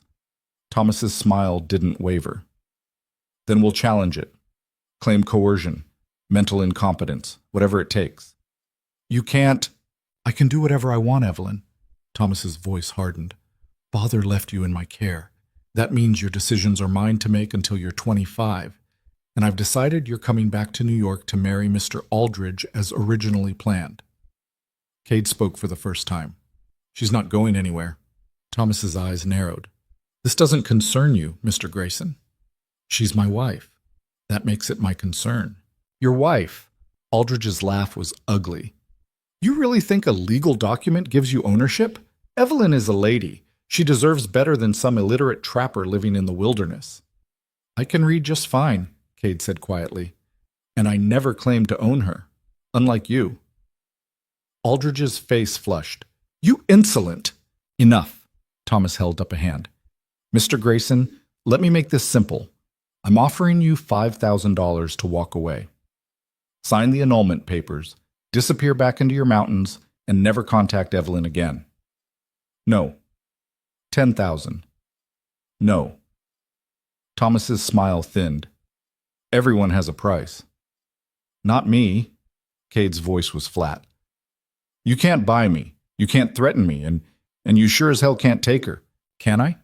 Thomas stepped closer. "I have lawyers, money, connections. What do you have? A cabin and a reputation as an outlaw?" "I have the truth." Cade pulled a folded document from his coat. "Federal pardon, signed by a territorial judge. I'm not an outlaw, Mercer. I'm a law-abiding citizen who just helped bring down a corrupt sheriff. And I've got friends in the marshal's office who'd be real interested to hear about 2 men from New York threatening a resident of Montana." Thomas's expression darkened. Aldridge stepped forward. "Are you threatening us?" "I'm stating facts." Cade's eyes were cold. "You came here thinking you could intimidate us, thinking we'd roll over because you've got money and lawyers. But this isn't New York. Out here, money doesn't mean as much as you think. And if you try to hurt Evelyn, if you even think about it, I'll make sure you regret it." "Is that a threat?" "It's a promise." For a long moment, nobody moved. Then Thomas said very quietly, "You're making a mistake, Mr. Grayson." "Wouldn't be my first." Thomas turned to Evelyn. "Last chance. Come back with us now, and we'll forget this ever happened. Stay with him, and I'll make sure you never see a penny of father's estate. You'll be cut off, disowned. You'll have nothing." Evelyn looked at Thomas, at the man she'd once called family, and felt nothing but pity. "I already have everything I need," she said quietly. "And it's not money." Thomas's face twisted. "You're a fool." "Maybe." Evelyn took Cade's hand. "But I'm a fool on my own terms." She turned and walked out. Cade followed. Behind them, Thomas's voice rang out, sharp with fury. "You'll regret this, Evelyn, both of you." Cade stopped in the doorway, looked back. "The only thing I regret is not being there the day someone finally puts you in your place." Then he shut the door. Outside, Evelyn's legs nearly gave out. Cade caught her, held her steady. "You okay?" "I don't know." Her voice shook. I can't believe I did that." "You were incredible." "I was terrified." "So was I." Cade's smile was faint. "But we did it. Together." Evelyn looked up at him, saw the pride in his eyes, and felt something break open in her chest. She'd spent her whole life being told what to do, who to marry, how to behave. For the first time, she'd made a choice that was entirely hers, and it felt like freedom. They stayed in Missoula for another 3 days, waiting to see if Thomas would make good on his threats. He didn't. On the morning of the 4th day, the hotel clerk told them that Thomas and Aldridge had checked out during the night, left town without a word. Cade didn't believe it at first. "They just left?" "Packed their bags and rode out before dawn." The clerk shrugged. "Good riddance, if you ask me. Those two were nothing but trouble." Evelyn exhaled slowly. "It's over, maybe." Cade's expression was cautious. "Or maybe they're regrouping. Either way, they're gone, for now." Evelyn took his hand. "Let's go home." They rode back to the cabin as winter started to break. The snow was melting. Streams ran high with meltwater. And for the first time since Evelyn had arrived in Montana, she could see green pushing up through the mud. Spring was coming. Over the next few weeks, they fell into a new rhythm. Cade taught Evelyn how to track game, how to read the weather, how to survive if she ever got separated from him in the wilderness. Evelyn taught Cade how to cook something other than boiled meat, how to mend clothes so they actually stayed mended, how to organize supplies so they didn't run out midwinter. They argued sometimes. Evelyn had a temper, and Cade was stubborn as a mule. But they learned how to fight without cruelty, how to apologize when they were wrong, how to forgive when it mattered. And slowly, the cabin stopped being just a shelter. It became a home. One evening in late spring, Evelyn was outside checking the garden when she heard hoofbeats. Her heart jumped. She grabbed the rifle from inside the door and moved to the edge of the clearing. A rider appeared through the trees, Rowan. Evelyn lowered the rifle, relief flooding through her. "You scared me half to death." Rowan dismounted, grinning. "Sorry, didn't mean to." He looked around. "Where's Cade?" "Checking the trap lines. He'll be back before dark." Evelyn studied him. "You look good. California treating you well?" "It's all right." Rowan's smile faded. "Actually, I'm not staying. Just passing through on my way to Oregon. Thought I'd stop and see how you two were doing." "We're doing fine." Evelyn gestured toward the cabin. "Come inside. I'll make coffee." They sat at the table, and Rowan told her about California, the jobs he'd worked, the people he'd met, the trouble he'd managed to avoid. "Sounds like you're doing better," Evelyn said. "Yeah." Rowan looked down at his hands. "Turns out when you're not constantly running from the law, life gets a lot easier." "I'm glad." They were quiet for a moment. Then Rowan said, "How's Cade? Really?" "He's good. The wound healed clean. He's been working on expanding the cabin, talking about building a barn next year." "He's planning for the future." Rowan's smile was soft. "That's new." "He's different now." Evelyn's voice was quiet. "Lighter, somehow, like he finally let go of something he'd been carrying for too long." "He let go of the past." Rowan met her eyes. "Because of you." Evelyn's throat tightened. "I think we saved each other." "Yeah." Rowan nodded. "I think you did." When Cade returned that evening and found Rowan sitting at his table, his face split into the widest smile Evelyn had ever seen. The brothers embraced, clapped each other on the back, and spent the night trading stories and drinking whiskey by the fire. Evelyn watched them, heart full, and thought about how much had changed. 6 months ago, she'd been a terrified woman fleeing a forced marriage. Now she was sitting in a cabin in the mountains, watching her husband laugh with his brother, and feeling more at peace than she'd ever felt in her life. Rowan left the next morning. He hugged Evelyn, told her to take care of his brother, and rode north toward whatever future waited for him. Cade stood beside Evelyn, watching until Rowan disappeared into the trees. "Think we'll see him again?" Evelyn asked. "Yeah." Cade's voice was certain. "He'll come back. They always do." Spring turned to summer. Evelyn's garden flourished. Cade built a small barn and started talking about getting chickens. They made trips to town every few weeks for supplies, and slowly, the people of Black Hollow stopped crossing the street when they saw them. The fear was fading. One afternoon in late summer, Evelyn was working in the garden when she felt Cade's arms wrap around her from behind. She leaned back against his chest. "You're supposed to be fixing the fence." "Fence can wait." His voice was warm against her ear. "I wanted to tell you something." "What?" "I'm happy." Evelyn turned in his arms, looked up at him. "Yeah?" "Yeah." Cade's eyes were soft. "I didn't think I'd ever be able to say that, but I am, because of you." Evelyn's vision blurred. "I'm happy too." They stood there in the sunlight, holding each other, and Evelyn realized something. She'd spent her whole life looking for safety. But safety wasn't a place.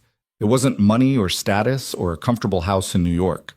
Safety was this: being with someone who saw all your broken pieces and loved you anyway. Someone who fought for you. Someone who chose you every single day. Cade Grayson was the most dangerous man in the Montana wilderness, and he was the safest place Evelyn had ever known. 5 years later, the cabin had grown. An addition on the east side gave them 2 more rooms. The barn housed chickens, 2 cows, and a horse for their son to learn to ride. The garden was bigger, more organized, and produced enough food to get them through the winters. Evelyn stood on the porch, watching as their 4-year-old son chased the chickens around the yard, shrieking with laughter. He had Cade's dark hair and her eyes, and he was fearless in the way only children raised in the wilderness could be. Cade walked up behind her, wrapped his arms around her waist. "He's going to terrorize those birds." "Let him," Evelyn smiled. "He'll tire himself out." They stood together, watching their son play, and Evelyn thought about the woman she'd been when she first arrived. Scared, desperate, alone. She wasn't that woman anymore. She'd learned to survive in the wilderness, learned to fight when necessary, learned to love without fear, and she'd learned that sometimes the best choices were the ones that looked like mistakes at first. "You ever regret it?" Cade asked quietly. "Coming here?" "Not once." "Even when things were hard?" "Especially when things were hard." Evelyn turned in his arms, looked up at him.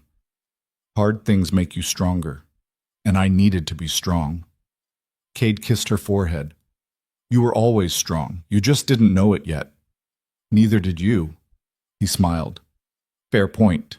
Their son ran up to the porch, breathless and grinning. "Papa, can we ride down to the creek?" Cade crouched down. "After lunch." "Deal?" "Deal!" The boy ran back to the chickens. Evelyn watched him go, heart full. People in town still told stories about Cade Grayson, the mountain man, the trapper, the legend. But the stories had changed. Now they talked about the Grayson family, about the ranch in the valley, about the woman who'd come from New York and tamed the wildest man in Montana. Evelyn laughed every time she heard that version. She hadn't tamed anything. She just loved a man who'd forgotten how to be loved. And he'd loved her back with a fierceness that still took her breath away. That evening, after their son was asleep, Evelyn and Cade sat on the porch watching the stars. "You know what I realized today?" Evelyn said. "What?" "I don't think about New York anymore. Not really. It's like that whole life belonged to someone else." Cade took her hand. "Any regrets?" "Just one." He looked at her, concerned. "What?" Evelyn smiled. "I wish I could go back and tell that scared girl on the stagecoach that everything was going to be okay, that the monster everyone warned her about was actually the best thing that ever happened to her." Cade's eyes went bright. He pulled her close, kissed her slowly. "I love you." "I love you too." They sat together in the darkness, listening to the night sounds of the mountain, and Evelyn thought about how strange life was. She'd fled one nightmare only to stumble into another, but somewhere along the way the nightmare had turned into a dream, and the dream had turned into home. The most dangerous man in the wilderness had become her safe place, and she'd become his. That, Evelyn thought, was the only truth that mattered.